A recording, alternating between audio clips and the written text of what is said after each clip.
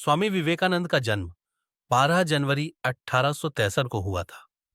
उनका जन्म नाम नरेंद्र नाथ था।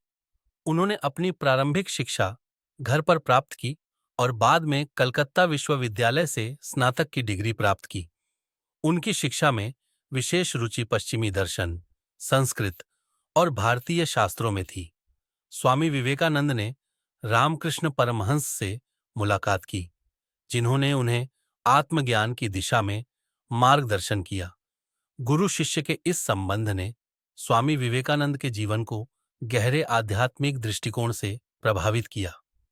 1898 में स्वामी विवेकानंद ने शिकागो में आयोजित विश्व धर्म महासभा में भारत का प्रतिनिधित्व किया। अपने उद्घाटन भाषण में उन्होंने आपके बहन और भाइयों शब्दों से श्रोताओं का अभिवादन किया, जो आज भी याद किया जाता है। स्वामी विवेकानंद ने 1897 में रामकृष्ण मिशन की स्थापना की, जिसका उद्देश्य समाज सेवा और धार्मिक जागरूकता फैलाना था। यह मिशन आज भी भारत और विदेशों में सक्रिय रूप से कार्यरत है। स्वामी विवेकानंद के कुछ प्रमुख विचार जो उनके जीवन और कार्यों को दर्शाते हैं: आत्मविश्वास, खुद को कमजोर समझना सबसे बड़ा पाप है। शिक्षा, शिक्षा का उद्देश्य चरित्र निर्माण और आत्मनिर्भरता है। सेवा, मानवता की सेवा ही ईश्वर की सेवा है।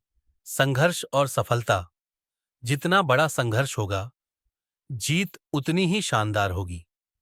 ध्यान से ही आत्मा की शक्ति जागृत होती है।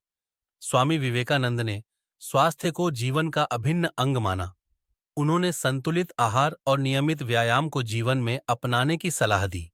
स्वामी विवेकानंद ने भारतीय संस्कृति और परंपराओं का सम्मान करते हुए पश्चिमी सभ्यता के सकारात्मक पहलुओं को अपनाने की बात की।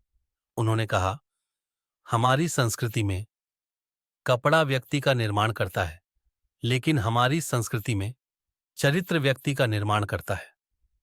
स्वामी विवेकानंद ने युवाओं को आत्मनिर्भर बनने, अपने लक्ष्य के प्रति समर्पित रहने और समाज की सेवा करने की प्रेरणा दी। उनका प्रसिद्ध उद्धरण है, उठो, जागो और तब तक मत रुको जब तक लक्ष्य की प्राप्ति ना हो जाए।